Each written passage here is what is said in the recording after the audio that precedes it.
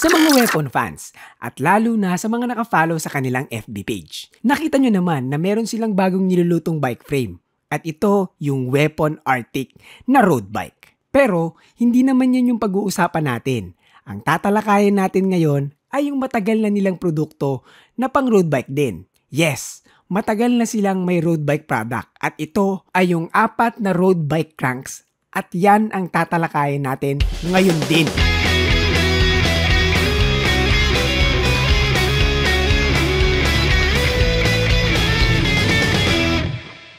Anyway, nandito nga pala ako sa set ng Pretty Petty the Podcast. Kung mahilig kayo sa podcast, lagay ko yung link ng Spotify sa baba. Bantay aso kasi ako ngayon kaya ako nandito. Bago natin pag-usapan yung mga cranks, meron nga pala akong announcement. Unfortunately, ako at si Papa Jesus Jan, our contracts as a weapon ambassador has ended last March 26, 2024. We had a good run. Masaya naman kami to be part of that family. We gain a lot of friends and knowledge about sa bike industry. Mga behind the scenes stuff na hindi alam ng mga tao. Marami yung mga kung anik-anik.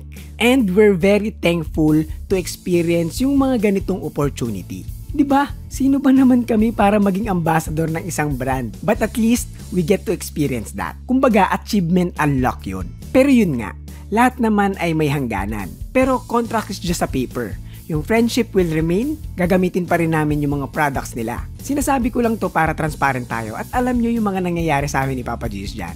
Anyway, thank you sa lahat ng bumubuo ng Weapon Family. Hindi ko na iisa-isahin, mabuhay kayong lahat. Maraming salamat sa opportunity na binigay nyo sa amin. Celebrate small or big wins with your special ones. Come to Brew Brothers Cafe, your destination for celebration.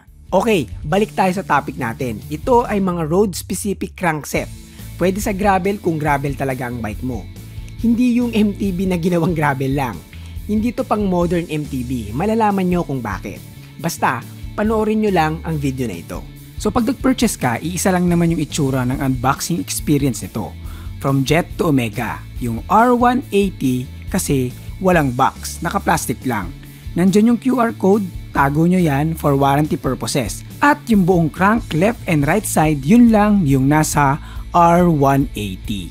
So yung tatlo may box at pagbukas mo ng box makikita mo na agad yung mga laman. May bottom bracket, yung plastic sleeves, 3 plastic spacers, crank bolt, yung left crank arm, at yung drive side crank arm. Yun lang naman ang laman ng box. So simulan natin sa pinakamura papunta sa pinakamahal. Ang unahin natin ay yung Weapon R180. Kung titignan, ito ay square taper pa. So kung square taper pa ang gamit mo at gusto mo magpalit ng crankset pero ayaw mong gumastos ng mahal, this crankset is for you. Pang 113 na bibilin according sa website, forged aluminum 6061T6 yung pinaka-crank arms niya na may haba na 170mm. Walang ibang crank length to, 170 lang. Ganito naman yung likod nung crank. Ang chainring ay gawa sa steel 34T yung maliit at 50T yung malaki. Good for race and climbing. Ang napansin ko lang, parang naka-sandwich yung pinaka-chainring sa plastic material. So itong part na ito, plastic yan.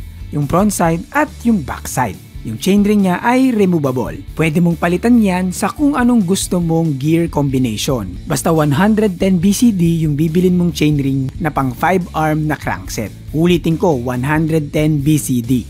Yung chainring magkahiwalay na piece yan pero iisa lang yung pinagboboltan niya. So yung bolt tumatagos lang yan from the big chainring to the small chainring na may weight na 850 grams. Cranks only yan hindi kasama ang bottom bracket nun. Kasi medyo mabigat din yung bottom bracket na square taper. Design-wise, sobrang basic weapon branding. R180 in white paint, magkabilang crank arm yan. So sabi ko nga kanina kung naka-square taper ka pa na bottom bracket at naghahanap ka ng pamalit sa luma mong stock crankset, you can consider this one. Next on the hierarchy ay yung Weapon Jet. Ito medyo may pagbabago na dito. Gawa ng pang-outboard bottom bracket na ang cranks na ito. Meaning, yung mga cranks na ito at yung mga susunod ay may 24 diameter hollow spindle na nagawa sa steel. Actually, Shimano standard yung mga 24mm na spindle. Kaya, pwede ka din gumamit ng kahit anong 24mm outboard bottom bracket. Kaso, ito na nga, ang mga road-specific crankset, maiksi ang spindle length kumpara sa mga MTB counterparts. Kaya hindi talaga uubra sa mga modern MTB yung mga ganito kasi madalas sa mga ganon mahaba ang BB kaya konti na lang yung kakapitan ng left crank arm. Kaya itong mga road cranks na ito, huwag nyong gamitin sa MTB. So anyway, itong mga jet ay may 170 crank length na gawa sa forged aluminum 750 T6 material. So mas matibay at mas magaan yung material ng konti kumpara dun sa nauna. Yung decals kakaiba ito, yung parang brushed aluminum na decals. Halos buong crank arm ay balot ng decal. Weapon at jet ang nakadesign. 5-arm design na 110 BCD din. Sarado yung side na to. Hindi siya butas tulad ng mga normal na nakikita nating mga cranks. Usually, aero feature yan.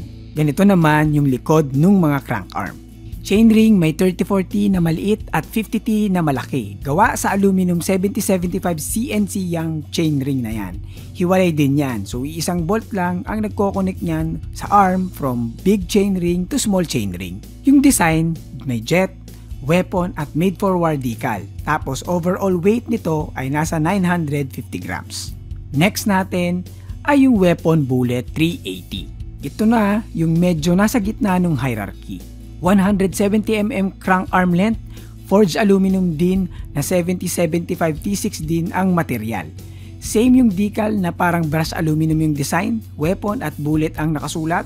Aero design din kaya sarado yung drive side nung spindle. 4-arm design na may 110 BCD. Ganito naman yung likod nung crank arm. Steel spindle na may 24mm diameter.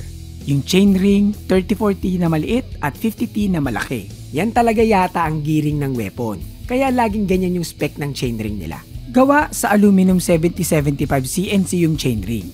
Criss-cross design. Na-achieve yung ganyang design kasi CNC yung buong chainring. Yung malaking chainring nakahiwalay pa rin dun sa maliit. At same din kung paano minamount yung dalawang chainring. Isang bolt from large to small chainring. So kung gusto mong magpalit, kahit yung maliit lang, pwede yun. Design may weapon, bullet at made for war decal sa malaking chainring. Tapos overall weight nito ay nasa 900 grams. This video is brought to you by Pretty Petty the Podcast, ang podcast na nagbibigay opinyon na hindi nyo naman hinihingi. Kung gusto mong matawa at matuto, punta ka lang sa description for the Spotify link.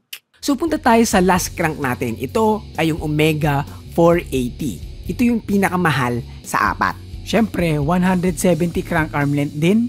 Standard naman sa weapon yan. Forged aluminum 7050 T6 yung material nung crank arms. Naka-brush aluminum like decals din ito. Na weapon at Omega ang nakasulat. Butas ang side na ito. Not as aero tulad nung naunang dalawa. Steel spindle na may 24mm diameter. Ganito naman yung likod nung crank arm. At tulad nung tatlong nauna, naka 34T na maliit at 50T na malaki. Aluminum 7075 T6 na CNC yung chainring. Pero yung mga chainring na ito, buo ito. So yung maliit na chainring at yung malaki, iisang piraso lang sila. So hindi mo pwedeng palitan yung gearing niyan. So kung ano na yan, yan na yan. Also, ang mounting nito ay SRAM. So direct mount ito, ganyan ang itsura niyan. Held yan ng 3 bolts. Actually, gusto ko yung mga ganitong cranks. Malinis kasing tignan, walang mga bolts na nakikita sa outer side. Yun nga lang, pag magpapalit ka ng gear ratio, dapat SRAM direct mount din at isang buong 2x chainring din na nakaset sa specific gear ratio mo. So, medyo mahirap humanap ng ganun. Decal sa chainring, syempre, weapon, Omega at made for war ang nakasulat. Tapos overall weight nito ay 850 grams, so ito yung pinakamagaan sa lahat. Obviously, kasi ito yung pinakamahal. Dapat lang na ito yung pinakamagaan. So ito na yung 4 na road bike crankset offering ni Weapon. It's up to you kung anong pipiliin mo at anong pasok sa budget at panlasa mo. Lalagay ko lahat ng link sa baba para makita mo rin yung mga presyo. Kung matagal ka na sa channel, alam nyo hindi ako nagbabanggit ng price kasi paiba-iba yan, depende sa seller. So, check mo na lang yung link sa baba, dadalhin ka nun sa isang Shopee page at makikita mo yung mga price. Nandyan din sa baba yung FB ko at Instagram, follow nyo ako dyan. At kung hindi ka pa nakasubscribe, ano pang inaantay mo? Mag-subscribe ka na para sa mga susunod na videos gaya nito. Ako nga pala si Nat na nagpapaalalang manatiling bait no babambuhay para tuloy-tuloy lang ang pasok ng kaalaman. Paalam! That's my baby dog. That's my baby dog. Baby dog.